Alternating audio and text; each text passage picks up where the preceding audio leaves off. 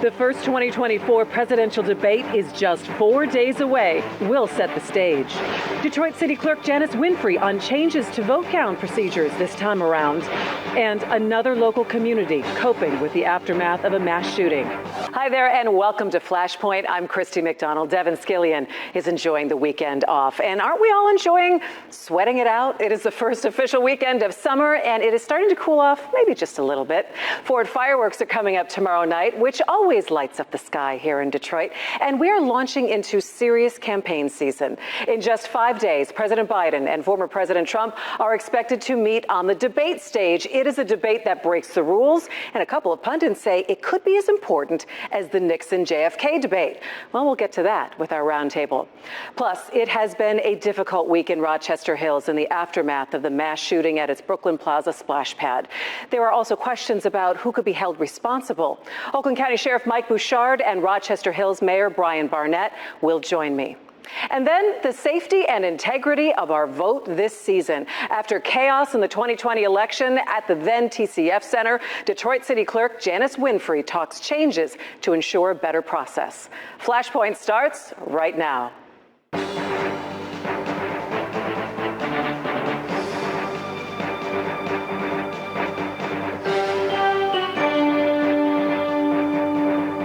Let's start with talking the presidential debate with two people I definitely love to spar with. Say hello to Nolan Finley, the editorial page editor of the Detroit News, and of course, Stephen Henderson, WDET, Bridge Detroit, Detroit Public Television. Is there anything else you want to add to the list? I deliver pizzas sometimes on the weekend. Just keeping you honest. All right, this is an Easter egg for about 25 people right now. All right, we're going to start with the debate, which is A, a rule breaker, and B, the two of you, if you don't want me to roll the tape back, both said it was never going to happen. We are a week Don't do that. out. We are a week out from this. Are you surprised, Nolan? Canceled. It hasn't been canceled yet, that this is still on? I am, because I thought that given the difficulty in negotiating a debate contract under normal circumstances, that this one would never get by. There were a lot of conditions put on it, many of which I'm surprised the Trump team agreed to, but they seem determined to get a debate in even before the nominating conventions, which is a completely break from protocol. And so much time until the election. Right. So, I mean, I think that's part of it, right? If you don't do well here, you get a long time to make up and have people see other things like the conventions. And say, oh, that happened back in June, right, don't worry about that. It doesn't really matter. In some ways, it could be that both sides see that there's very little to lose by doing it, and there would be a lot to lose by saying that you won't do it, because then you'd seem like you were scared of something or avoiding something. It's low stakes. Is it disappointing, though, that now we've started to pit media outlets against each other again, gone away from the debate commission, and this sets up a dangerous road? I think that was a terrible decision, because that debate commission gave credibility to this process. I mean, we've all negotiated debates, the three of us in particular, and you know how it is. Each side trying to get an advantage, trying to get an edge in the staging, in the moderators, et cetera.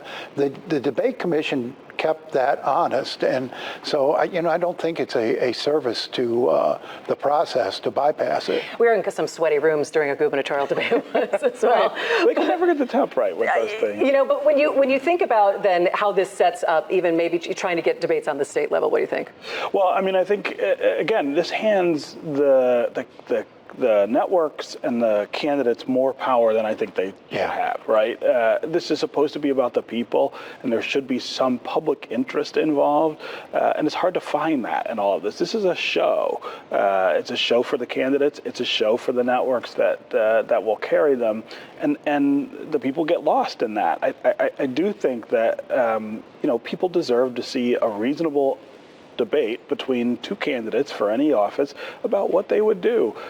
We had that for a long time. People didn't love it, but this is not going to do them better. It's not going to serve them better. So let's say that we're going to be getting a reasonable debate between two candidates next Thursday. Some pundits have called this the most important presidential debate since Nixon, JFK. Is that ridiculous or spot on? Well, it's probably somewhere in between that. I think it's an important debate, and you might wonder why we're having it before the conventions, and it may be sort of both parties' last chance to correct course before going into that convention. If somebody falls on their face, I don't expect either one of them will completely founder on that stage, but nor do I think either one of them will be particularly impressive, because they haven't been up to this point in the campaign. What do you think? I mean, I think this will be a bad show. I'm gonna temper my language a little bit, a little bit there. I just think that, again, it's not structured to be informative. It's not structured to help people learn about these candidates. It really is about one side trying to either embarrass or show up the other, and there isn't some sort of mitigating force in the middle to temper all of that. I think it could be pretty wild. So I'll go ahead. And I think will be the great disappointment here. If all they do is yell at each other. If I wanted to see two old guys screaming at each other, I'd just go down to the bocce ball court. That's a visual that I think that now is all stuck in our brain. All right, but when we look at this, and they've already, flipped the coin, so Biden is going to be on the right side of the stage. Trump is going to get the last word on this one.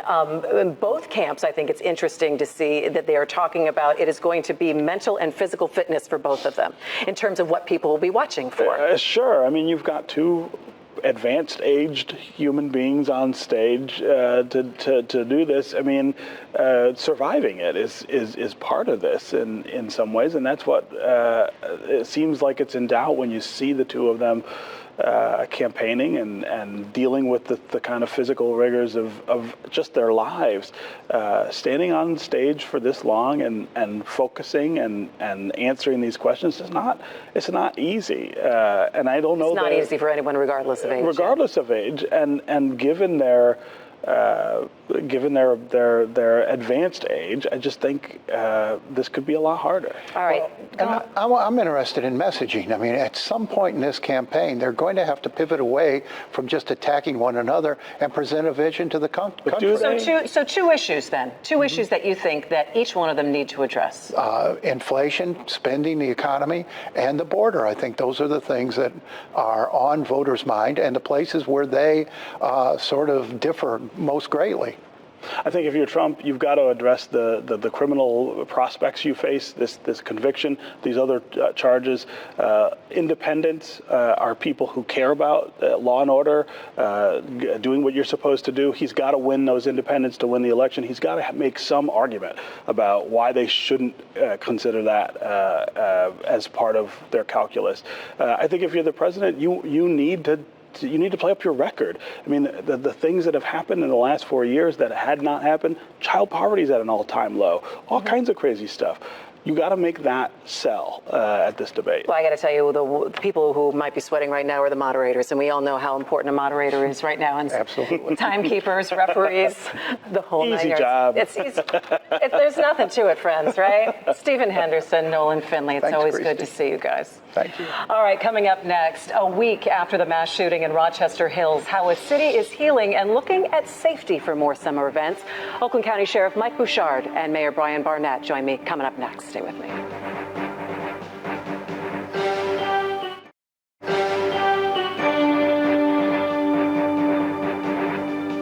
Welcome back. It has been a difficult week in Rochester Hills after the mass shooting at the Brooklands Plaza splash pad back on June 15th. For people who lived through it, the unsafe feeling that the worst can happen at any time. And for first responders who have had now to deal with multiple mass shootings like Oxford, there are also the legal questions now. Who can be held responsible? Joining me now by Zoom, Oakland County Sheriff Mike Bouchard and Rochester Hills Mayor Brian Barnett. Thanks to both of you for being with me. Mayor Barnett, if I could start with you, give us a sense of how the community's doing and maybe how many people have really started to take advantage of the mental health help that the city has been offering this last week. Yeah, well, thanks for having me. It was a gut punch to our community and a wave of emotions that follows a situation like that. All of them, from immense sadness to anger to now, obviously you start to see the people come together and the residents supporting each other. That's been a really positive as of late. The appropriately scrubbed and verified GoFundMes have been doing very, very well. There have been also sorts of shows of support in the neighborhood itself, including support of the local businesses that the residents put together there. The mental health aspect, we stood up a resource center at the Department of Public Services with free counseling every day. Dozens of people have come to that center to receive support. So we are going to keep standing with that neighborhood and our community as they recover. And it's nice to see our residents availing themselves of the help. And we're appreciative of all the organizations that have stepped in at this critical time for our city. Yeah, it has been quite a week. Sheriff Bouchard, we always ask, why does something like this happen? Are you, any closer investigative-wise to some of those answers? So far, the devices that we've been able to exploit have not yielded any insight into that. We got nothing that was an insight into that off of his cell phone. We're continuing that process. My computer crimes unit and other evidence folks are working through that methodically, but at this point, we don't have any manifesto, so to speak, or any kind of thing that gives us that window. I think it's also interesting, too, that people are asking who can be held responsible for this. And this has had everyone talking about the new red flag laws that we have in Michigan, where it is a tool that people can use if they are concerned with people with mental health issues to temporarily take away access to firearms. But there is nothing, and I know you're not a prosecutor in this, but there is nothing in that law that says that people are bound to use that possibility. Is there? No, there's no requirement. It's a path to intervene, and that's one of the things I've been saying, for many, many years. I've studied active shooters and these crisis points across the globe for over 25 years. If you go back all the way to Columbine, there were signs that those folks were off the rails and were acting in a strange way, and that information wasn't robustly shared. And then fast forward in our own tragedy in Oxford, we weren't brought into that meeting at the school when he had been drawing, images, if you will, of guns and searching ammunition and blood everywhere. We need to share that information because people that are in a position to see here or something, they need to say something. Loop in a mental health professional, call public safety, because we can't intervene at these inflection points if we don't all communicate. And so in this particular situation, we've uncovered nothing that anyone had any communication that he had been walking around the house with a weapon, muttering about being listened to and being watched. I mean, those are obviously concerning actions. Mayor Barnett, let me ask you, there's a lot of summer activities that are going to be coming up in Rochester Hills. And of course, people will be thinking about safety and security. And maybe Sheriff Bouchard, you can pick up on this after the mayor. What is the city doing to make sure that people feel okay in gathering together? Yeah, well, we've made a decision early on. First of all, we will follow the direction of our public safety professionals. And obviously, the most important thing we can do is continue to make sure that our residents are as safe as possible, especially when we are hosting city events. That being said, we aren't going to change who we are or what we value. And we're not going to cede our parks or our outdoor times or our community gatherings and events because of an individual. So we are moving forward with most of our community events. Like I said, we'll work with our public safety partners to make sure that they're as safe as possible. But I think that's an important part of the healing process. And we've actually gotten a lot of support on social media for this position. Sheriff, when you can jump in a little bit and looking at security when you have these events around Oakland County, what kind of runs through your mind in terms of precautions that you maybe have to step up or take a different look at?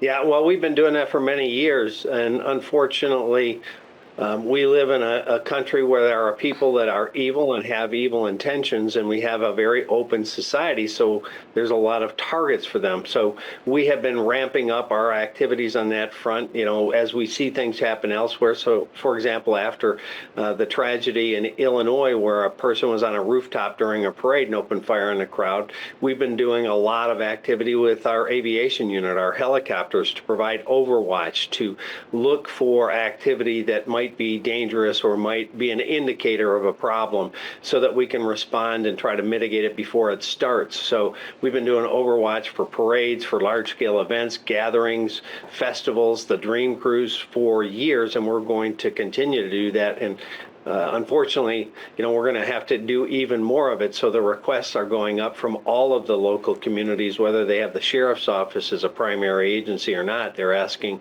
for us to provide aerial support, drone support, tactical support, and tragically, that's the world we currently live in. Yeah, Sheriff, real quick, if you could touch on how your first responders are doing. Again, a lot of them responded up to Oxford and now into this mass shooting, and you've talked about the need for mental health services for those who protect and serve. Yeah, it's very draining emotionally to everybody. The whole community obviously is affected. But, for my team, we've been to now not just 3, which were very, very well publicized, Oxford, MSU, and now Rochester Hills. But they're going to calls like that on a regular basis. We actually had to leave one of the victims from Oxford's wake to go to an active shooter in Orion. So they're dealing with this on a regular basis, and it's incumbent on me as their leader to get them some help, some support so that they can process and keep moving forward. And it's really incumbent, and it's been a failure from both Lansing and Washington to support that effort on a substantial scale, not just for the mental health of our people in public safety, the police and fire and EMS, but the community at large. Mental health services aren't as fully staffed and robust with inpatient, outpatient as they should be. And as a result, we're seeing more and more tragic mental health occurrences. All right, Oakland County Sheriff Mike Bouchard and Rochester Hills Mayor Brian Barnett, thank you so much for being with me. We appreciate it, and we'll be in contact with you in the coming weeks. All right, well, coming up next, Election Night 2024, all eyes on Michigan and Detroit, the new safeguards in place to stop potential chaos and protect the integrity of the vote. Detroit City Clerk Janice Winfrey joins me at the desk. Coming up next.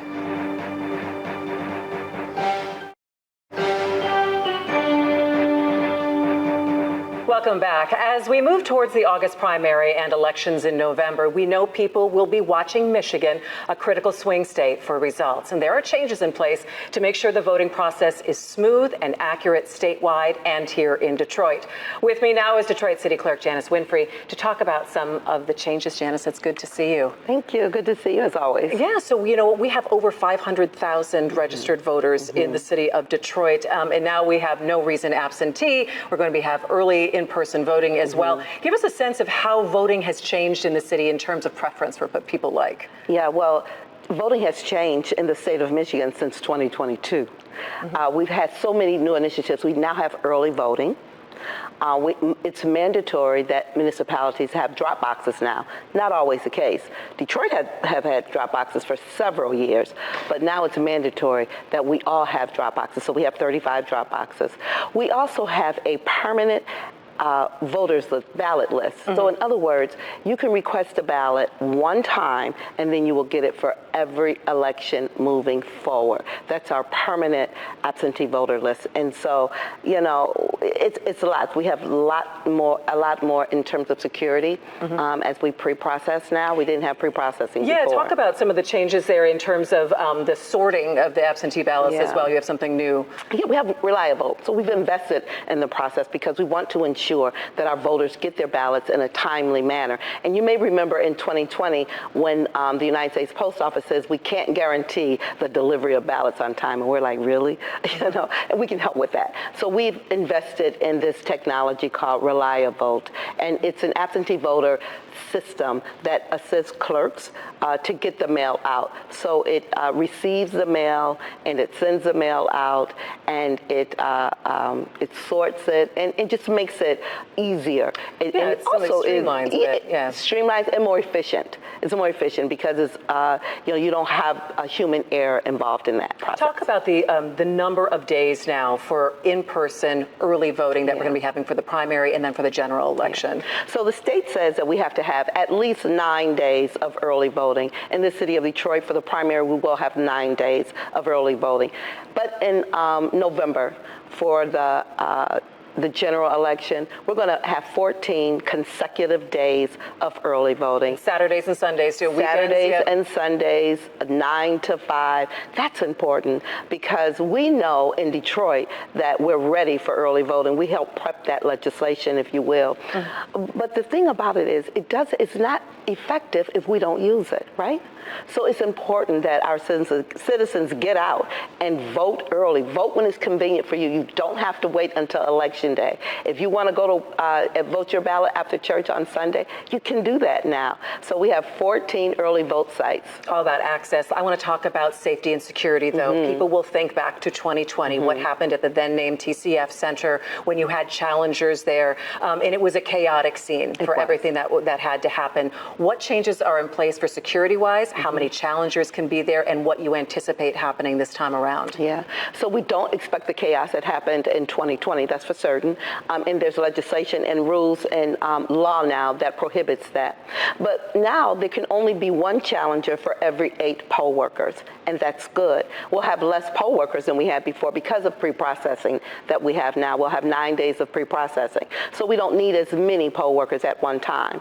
So it will be far less people in that area. The other thing that we'll have is, of course, is more security. We'll have those members of the security in uniform, outside of uniform. We'll have at every level, the federal level, state level, and of course, our local police officers will be there as well. What about access for media?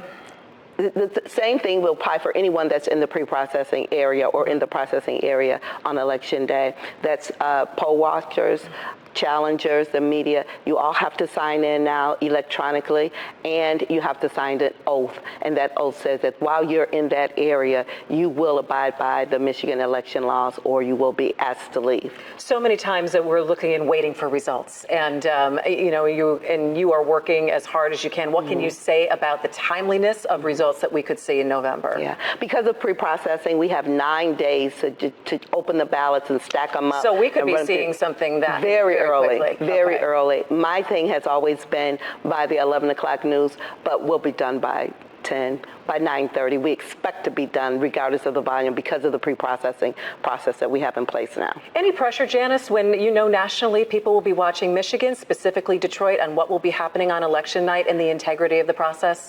You know, for me, it's always pressure to get it done right. And to make sure that there's little or no error. So the pressure for me is no more than it usually is for any election, because I see every election as an important election and as an opportunity for the voters to get their voices heard. All right, people need information. Where should they go?